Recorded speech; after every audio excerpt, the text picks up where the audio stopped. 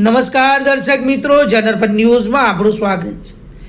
પ્રજા મહાનગરપાલિકા દ્વારા બનાવવામાં આવેલા કૃત્રિમ તળાવ જે દશામાતા વિસર્જન અને ત્યારબાદ ગણપતિ વિસર્જન માટે વિવિધ વિસ્તારોમાં બનાવવામાં આવ્યા છે, જેને લઈને આજે મહાનગરપાલિકાના મ્યુનિસિપલ કમિશનર અરુણ મહેશ બાબુ તરસાલી ખાતે બનાવવામાં આવેલા કૃત્રિમ તળાવના નિરીક્ષણ ખાતે પહોંચ્યા હતા।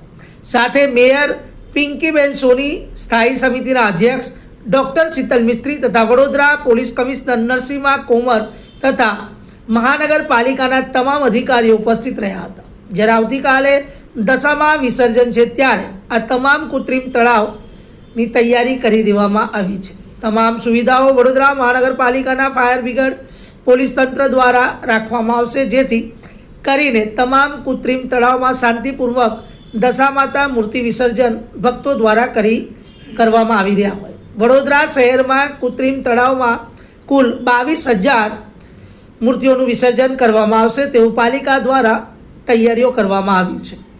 આશા રાખીએ છીએ કે માતાજીના વિસર્જનમાં આપ સૌ શાંતિથી માતાજીનું જે કહેવાય કે મૂર્તિ વિસર્જન કરશો, તેમજ આપ અને આપના પરિવાર સાથે જ્યારે મૂર્તિ વિસર્જનમાં નીકળો ત્યારે આપણા કિંમતી સરસામાનનું પણ ધ્યાન રાખશો, તેમજ વરસાદી પાણી અથવા કૃત્રિમ તળાવનું પાણી બહાર આવ્યું હોય ત્યારે રોડ રસ્તા બગડેલા હોય ત્યારે આપણો કોઈપણ જાતનું આપણા જાનમાલને નુકસાન ન થાય તેનું પણ ધ્યાન રાખશું।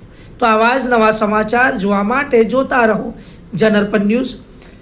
અમારી ચેનલને લાઈક કરો, શેર કરો, સબસ્ક્રાઈબ કરો, તેમજ આ વિડીયોને વધુમાં વધુ શેર કરો અને આપની કોમેન્ટ જરૂરથી લખીને જણાવશો।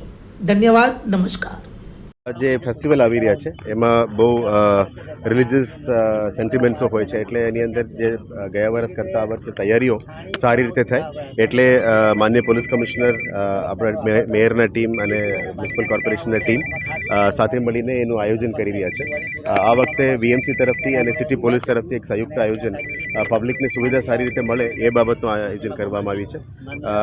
4+3 એટલે ટોટલ 7 જગ્યા ઉપર એ કરવાનું નક્કી કર્યું છે, એટલે એની વિઝિટ માટે અમે અત્યારે આજે નીકળ્યા છે, જેથી કરીને આવનારા દિવસોમાં પબ્લિકને સારું સુવિધા મળે અને કંઈ તકલીફ ના પડે એ બાબતનું આયોજન કરવામાં આવ્યું છે। નવું આયોજનમાં અમે કે એસઓપી પણ બનાવી રહ્યા છે કે કેવી રીતે, કારણ કે 12 વાગ્યા સુધીથી ચાલુ થઈ જાય છે, એટલે આપ જોઈ શકો છો કે તળાવ આર્ટિફિશિયલ તળાવ બનાવવામાં આવી છે, જે કલશ પણ રાખવામાં આવી છે, બંને તરફથી પોન્ટૂન્સ પણ કરવામાં આવશે, જેથી કરીને બંને બાજુ એ લોકો ઉતરીને એ આઈડલ ઇમર્શન કરી શકીએ। એ તમામ વ્યવસ્થા સાથે પોલીસ તરફથી પણ એક નોટ કરવામાં આવશે કે કોણ કોણ આવ્યા છે, ક્યારે આવ્યા છે, એ તમામ વ્યવસ્થા કરવામાં આવી રહ્યા છે। અને આપ જોઈ શકો છો એક મોટું શીટ્સની એસઓપી પણ બનાવ્યા છે કે આને શું વ્યવસ્થા હોવું જોઈએ, શું ના હોવું જોઈએ, ભીડમાંથી કંઈ તકલીફ ના પડવું જોઈએ, એ તમામ એસઓપી આપણે બનાવી રહ્યા છે। એટલે ડેપ્યુટી કમિશનરના ટીમ અને જોઈન્ટ સીપીના ટીમ તરફથી એક એસઓપી બનાવીને એ પણ જાહેર કરશું, અને 4 દિવસ હોય યા 5 દિવસ હોય ત્યારે આઈડલ્સ બધું ઇમોશન થઈ જાય એના પછી એને કાઢવા માટે પણ એક પ્રોસિજર અમે નક્કી કરી રહ્યા છીએ। ટોટલ અત્યાર સુધીમાં 22,000નું ગયા વર્ષનું જે આંકડા આવી હતી એના આધારે અમે પ્લાનિંગ કરી રહ્યા છે। આ વખતે વધારે આવે યા ઓછું આવે એ એક આંકડા વર્કઆઉટ કરી રહ્યા છે, એ પોલીસ અને વીએમસીની ટીમ સંયુક્ત રીતે જે ધીસ વુડ બી અબાઉટ 1200 અત્યારનું પ્લાનિંગ છે, જે ક્યુબિક ફીટના એ લોકોનું પ્લાનિંગ પ્રમાણે 1200 છે, પણ અલગ અલગ તળાવનું સાઇઝ અલગ અલગ છે, જે એરિયા પ્રમાણે કરવામાં આવી રહ્યા છે। અત્યારે અમે તરસાલી અને દશામાનું પણ વિઝિટ કરવાના છે। Thank you. ટોટલ 7 તળાવ છે। Thank you.